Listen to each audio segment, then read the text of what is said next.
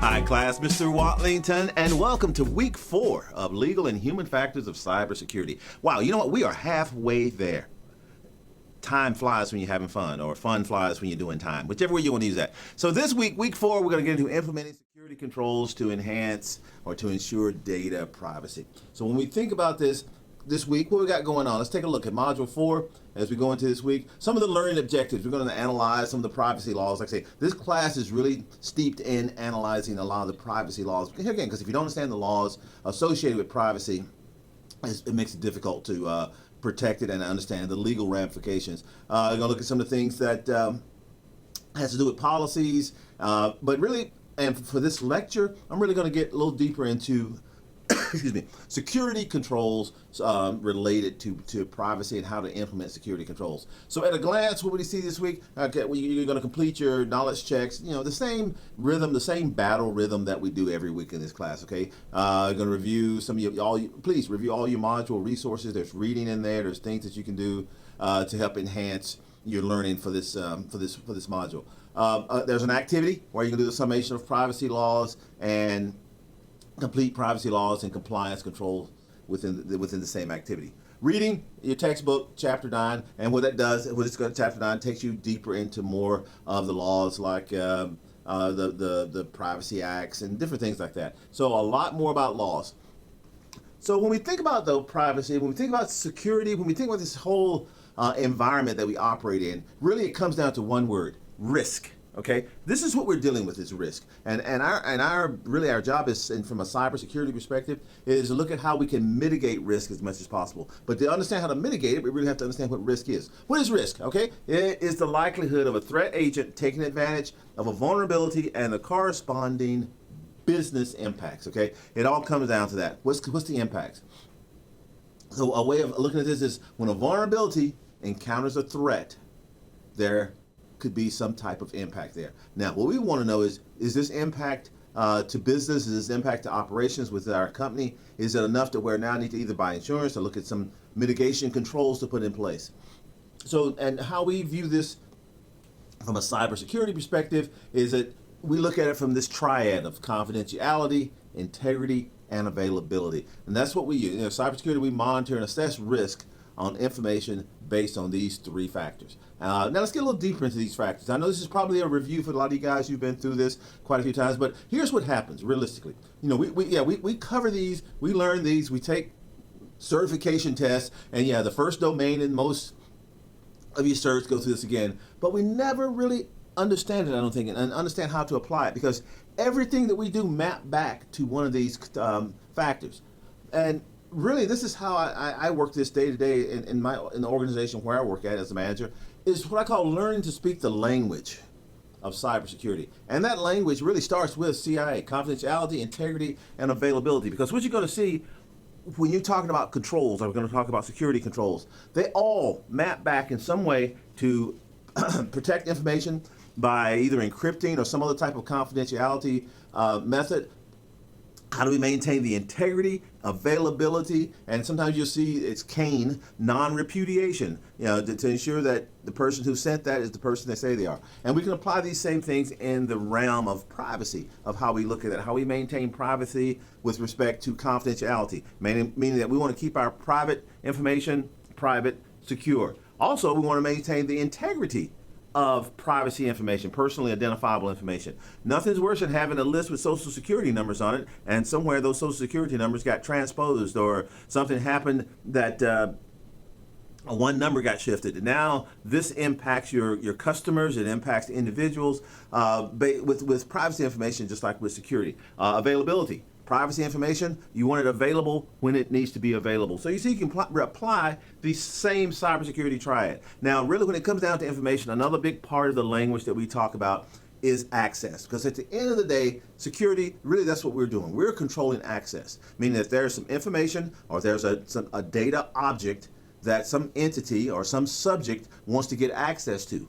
And really, at the end of the day, that's what it comes down to, is how do we maintain access control? Now, when we think about access control, I look at it from this access control model: identification, authentication, authorization, access control, and auditing. These 5 steps, if you can kind of keep these in the back of your mind when we talk about access, it helps you understand where you are in the flow of this access control model. It starts with identification. I like to use an analogy, right? Okay, so all you guys, you see me on this video, and you know that I'm the instructor for your class. However, if I showed up at your house at 4 o'clock in the morning or 3 o'clock in the morning, knocked on your door, and said, "Hey, this is Mr. Watlington," you're gonna say, "Well, okay, that sounds all well and good. I've seen glimpses of you in the video. However, I don't know you." So you're gonna want to see some type of identification. Identify who you are, right? Yes, Mr. Watlington. All right, are you gonna trust me? You shouldn't. So what you're gonna do, you wanna authenticate that identity, confirm that. Let me see, it's dark out here, So now you're gonna, turn the light on and look at my face and go, yeah, that's the guy I've seen in the video. So you've authenticated the identity of who I said I was on the outside of the door. Or you may want to see some better proof. Hey, you got some ID, so I can authenticate this is really who you are. Now, once you've done that, you've identified me, authenticated that identification, you may open the door and let me in. So now I'm authorized to come into your house. So I step into your house, and you'll probably let me into the front, your den or your dining room, living room area. So I'm authorized to be in there. Now, there's probably places in your house that I am not authorized to go on this first time that we come in. Like to your kid's bedroom, to your master bathroom, places like that. Probably off limits, okay? So now you're controlling authorization of where I'm authorized to go. Well, these same steps happen in our network. When you get into a network, you have to be identified, whether it's with a username, which many of us do, you type in some username. Well, we don't trust just that username, so we do some authentication. Well, you may do that with a password. You may do multi-factor authentication, where you authenticate with a PIN or with some type of access card, or whatever it may be, a fob. But even though you've been identified and authenticated, when you get onto the network, you're only authorized to go certain places on that network. You're authorized to go to certain share drives, or maybe to SharePoint, Teams, wherever it may be, email. So just like me in your house, I'm authorized to come into the living room and I sit down. Now, just because I'm authorized to be in the living room doesn't mean that I have access to everything that's in that living room. Let's say I walk into your living room and you've got this really nice entertainment system sitting there, and I grab the remote and just start clicking buttons. You're gonna probably go, hey, slow your roll there, Mr. Wallington. You want to put my remote back down? Because why? I don't have access. Even though I'm authorized, doesn't have access to that. Just like on the network, even though you may be authorized to go to some share drive, right? You go to some share folder. Just because you go to that folder doesn't mean you have access to all the files that are in that folder. So maintaining access control. And the last thing we do is audit, right? And this is really from a cyber perspective, just like you would do. Just say that, I've been walking around in your living room looking at everything, touching everything, and you go, why is he touching all this stuff? Leave my stuff alone. So when I leave, guess what? You're going to follow up probably behind me and okay, be sure nothing's missing. Put the little things back in order the way they were before I came. Do all those things. Same thing in our networks. This is what we do a lot. Weekly, we audit. We methodically audit to see that activities, while you have to be sure that you've only gone to places you're authenticated to go to, you have access control, and you're authorized. So you see, this is really what security comes down to. Regardless of the type, whether it's cybersecurity, industrial security, physical security, doesn't matter. I mean, security comes down to some very basic principles that haven't changed since, the first person who had something of value and someone else wanted it. The first caveman who had a stick learned how to hit the dinosaur over the head. The next guy looked at him and went, hey, that's a good looking stick. I want that stick. So now caveman 1 has to protect his stick to be sure that only the people who uses his stick are properly identified, authenticated, authorized, access control, and guess what he does with that stick when he gets it back? He looks at it, he audits it, go, okay, it's still in good shape. I can still use my stick. So you see, security haven't changed. It hadn't changed. We've applied technology, but the core concept of security is the same. Now, when you take these, because this is what I call the language. So once you learn to speak the language, this is great. And now we are cyber geeks. We know how to speak the language of cyber. Whoop-de-doo. What becomes more important, do we know how to translate that language? Translating the cybersecurity language. Here's what I mean. So, like I say, when we think about cybersecurity, we speak confidentiality, integrity, availability, security controls, and all of these things that anyone else outside of our chain of command could care less about. Your management team, engineering team, contracting, anyone else in your organization are not that concerned about this. So what do we have to be able to do is to translate. So we are responsible, if we want to be effective in an organization, to talk to our program managers, because program managers do what? They speak cost, schedule, performance. That's the three-leg stool for program managers: cost, schedule, performance. You talk to engineers. If you have engineers in your organization, question, hypothesis, results. We have a problem. We're going to come up with a solution, and hopefully that engineering solution will provide some results. This is the language they speak. So when we're speaking, what happens is so often from a cybersecurity perspective is we go to meetings and we speak the wrong language. We're speaking CIA when the person who writes the checks, who owns the checkbook, is speaking cost, schedule, performance. So what we have to be able to do is to engage with management, with engineering, to be able to translate. We have to kind of chameleon ourselves in organizations so we know the language that program management speaks, the language that engineering speaks, the language that finance speaks. So now we can capture their operational requirements in the language they speak and then interpret that into CIA. Because when we do that, we are able now to translate their risk. Because here again, it's all about risk. So now we can translate their operational risk into risk that could be mitigated by security controls. Because here again, they don't want to speak CIA. They don't want to speak security controls, and NIST 853 or ISO, 27001. These guys don't want to talk about that. They're talking about cost, schedule, performance. Our job is to translate that into risk management or risk mitigation based on security controls. So when we talk about security controls, like I said, and this is from last week, where we introduced and we talked briefly about the different types of controls. We went deeper into the NIST 853, security controls, security and privacy controls. Kind of broke that down. If you remember, and this is just a snapshot of what we talked about last week. This is a layout of how the security controls families within the NIST, the National Institute for Standards and Technology, what it looks like. 18 different control, actually 19, they added one, control families, because they added the PT family for privacy, personal identifiable information, processing and transparency. They also added SR, which is a supply chain. But for this class, we're talking about privacy. And I gave you a breakout of how to read that control from the control ID and title. That NIST verbiage tells you what this control is trying to do. They also will give you sometimes supplemental guidance and what we call control enhancements. Enhancements are sub-controls that are associated with the main control that you can break out. So that's how the NIST looks. However, this week we're going to take this a little bit farther, and we're going to talk about another control family, another control set. That's the CIS, critical security controls. Okay, so when we look at this control family, this framework or this body of controls is structured around what we call control implementation groups.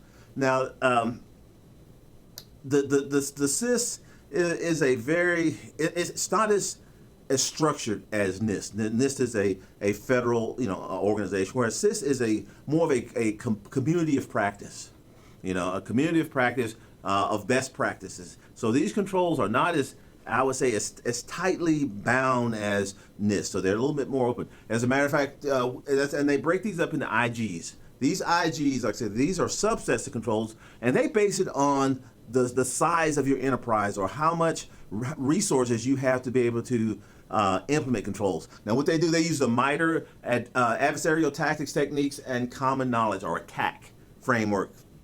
And this is how they use the MITRE ATT&CK framework to describe how to implement the controls.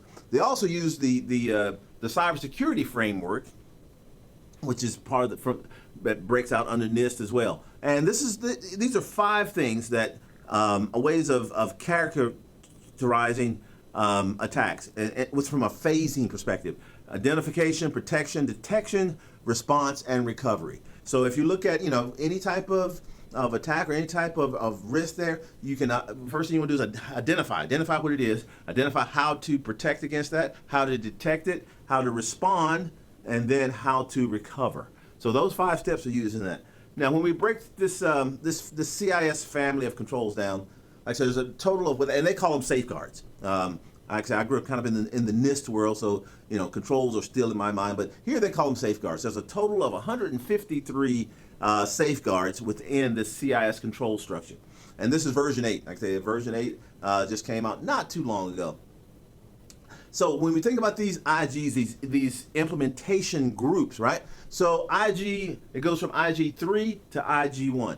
IG1, like I say, that is really those are your essential cyber hygiene. And this set of controls is 56 safeguards for that. So these are basically if you have a small organization and you don't have a lot of expertise in that organization. And so what these are, like I said, this is with limited cybersecurity expertise. These are 56 safeguards that you can put in place to control to mitigate the risks associated with confidentiality, integrity, and availability. Now, let's say if you're in an IG2 organization, this is one, like I said, where it's a larger managed IT infrastructure. You've got multiple departments. So it's a bigger organization. You have a larger IT and cybersecurity footprint. And total 74 additional controls that can be added there. Now, let's say if you're in an IG3, large organization, and you've got expertise, you've got cybersecurity engineers, you've got cybersecurity architects, you've got a robust IT staff, and you've got all the things in place. That's when now you can add. There's an additional 23. So really, and each of those. So if you're in let's say you're in an IG3, you're still going to implement the 56 IG1, 74 IG2, and then in addition the additional 23 IG3 controls to hit that total of 153 total safeguards. So when we look at how the controls lay out, and this kind of gives you an example. This is one control called data protection, control number 3. So this shows you, and it has 14 total safeguards within this control. 14 total safeguards. Now the 14, 6. If you're in IG1, you would implement 6 of those. If you're in IG2, you would implement 12 of those. And if you're in IG3, you would implement all 14 to 14. So what does this control do? Here it gives you an overview. It says develop processes and techniques and technical controls to identify, classify, securely handle, retain, and dispose of data. So that's the overview of that particular control family. Now, if you remember in the NIST world, we had control enhancements. Same thing here. So they break these out into of how to implement those safeguards. So if you look at this, 3.1, here's a safeguard: establish and maintain a data management process. So if you look at how they implement this, they base it on asset type, the security function, and it shows you what it applies to. This particular one applies to IG1, IG2, and IG3 organizations. So let's say for this particular one, it says the asset type would be data. You have other controls where the asset type would apply to devices, like hardware, software devices. And then this is where it uses the cyber framework. So this control is basically links to identify. So it links to the identify part of your framework. So that's how that control reads. And 3.2, you see the same thing. So as you go through this CIS security controls, I just want to give you a layout of how to read the controls, how to apply the controls when you see them. Now, within this family, within the CIS, these are the 18 controls, from 01 all the way to 18. Now, when you look at this, okay, it looks very similar to NIST, right? And that's what I think I said last week. Once you understand a control family, it makes it so much easier to transfer between whether it's CIS, whether it's NIST, whether it's ISO, whether it's COBIT, whatever it may be, because you're going to see the same basic principles. The same basic principles of confidentiality, integrity, availability, the same basic principles of access control, the same basic principles associated with inventory management, asset management, incident response. Those same things are going to fit somewhere in almost every control standard that you're going to look at. So now let's kind of hone this in on privacy a little bit. So if I kind of went through these control families, and basically there's about 5 families that has some mention of privacy in them. The data protection family, access control management, service provider management, application software security, incident response. Those are the ones that really targeted, some of the things within privacy. Now, with that said, this is where we have to be very careful, because if I'm just looking at privacy compliance, I would hone in probably on these 5 families. However, what you want to develop within your organization is a privacy culture. Big difference. Big difference between privacy compliance and a privacy culture. Privacy compliance is being just that. I'm going to figure out the controls I need, kind of check the box. I've done that. A privacy culture, I'm going to look at all 18 of these families, because there are some intrinsic things associated with every family that can deal with privacy. Even though it may not be a compliance aspect, but it can definitely be a cultural aspect. When you think about asset inventory, and he's like, how does that deal with privacy? Well, you know what? If I can't see everything on my network, if I don't know what's on there, how can I be assured that there's no PII in a folder or on a device if I don't know it exists? So that's the mindset you start thinking through, where you take every one of these control families and go, okay, how could this impact? And you got to sometimes think a little abstract on each one of these. Whether it's account management, very critical, account management. Even though, because when you think about security, yeah, you think about it, but privacy, yes, because if I'm not doing account management properly, then someone can get access to an account that will allow them to have access possibly to PII data stores where they shouldn't. So all of these things, audit logs, email, web browser protection, whatever it may be, you want to think through every one of these controls and go, now how can I look at this and extract ways to protect PII, privacy data, using each of these controls. Like I say, don't just think privacy compliance, think privacy culture. Changing the way people think about privacy information across your organization. As well as when you're doing that language translation we talked about before, like I say, PMs, program managers, they're thinking cost, schedule, performance. As we're thinking and translating that into CIA and what control implementations we need, we also want to think of add that privacy piece into that, because many times in order for them to cut costs, to increase schedule, decrease schedule and increase performance, it could be actually adding risk to not only security data information, but also privacy information. Okay, so we talked about controls and language interpretation. So how do we start implementing this? No kidding, within our network structure. Well, one of the things that I like to always talk about is security, or what we call privacy in depth. You may hear this term, zero trust. I mean, that is the term that everyone is talking about. And I go through the information on zero trust, and really, again, nothing new under the sun. It really still applies to the security in-depth models that we've looked at before. So when we think about security in-depth, now the team that I work with, that I manage, one of the things that I always stress to them, know what the golden egg is. Find the golden egg. And they go, what are you talking about, golden egg?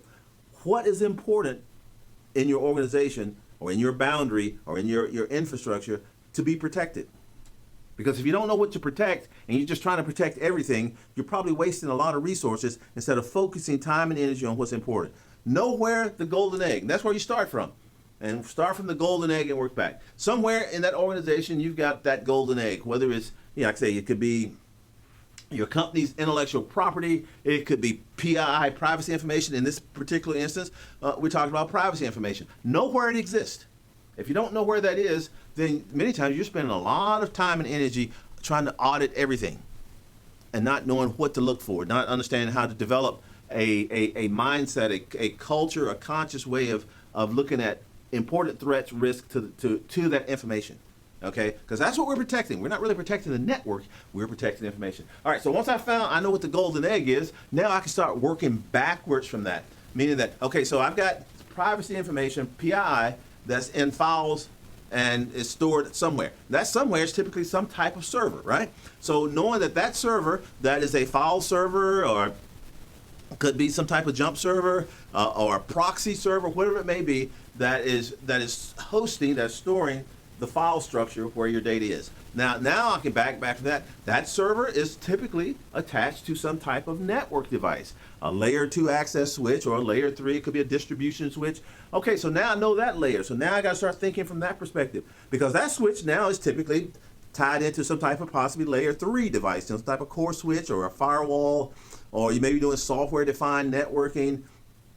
So this could be a leaf, a spine leaf configuration from a software defined networking perspective. But either way, understanding that back-end architecture, and then from there, how our client computers, how our end users connect into this infrastructure. So once I start understanding what my layers of complexity or layers of networking is that's associated with the golden egg, now I can understand how to start protecting it. Because when you think about going forward, I want to be sure that this individual who should be allowed to get to the network, that they access control list, things of that nature on this core switch, yeah, it should be open to where they can make it through that. The same with any VLANs and things of that nature, that should be open so that this individual can get there. Then when I hit the server, now we talk about account management. We love the techie stuff back here, right? Yeah, we want to always be able to do that. However, now the account management. Now, when we got to think about account management, especially with PII, even though the individuals may be authorized to certain data, the list gets even tighter when it comes to PII on networks. Because now if I have PII, if I've got social security numbers, things of that nature, I want to be sure that those folders are properly control with some type of access control method, whether it's discretionary access control, role-based access control, whatever it may be, that I've got tight control over the information that's in my, over the PII that's in my information system. So now that we know how to allow the right people into the network, we want to be sure that we also know how to stop individuals, whether they're on the outside of the network, trying to break in, whether it's, through some type of web front end, web services, or these individuals could be inside of our network. And really, that's where with PII, understanding how to protect against insider threat is just as critical as outsider threat. So now we're going to be sure that these VLANs and inter-VLAN trunking and all the things we do to protect our network from not only malicious outsider threats, but possibly malicious insider threats. Now, this is where account management gets critical, really critical. Because this individual, they are in the organization and they could have access to make it through the access control list on our core switch. They can make it through the VLANs and everything else we have in our access switches. They may even have an account on that server.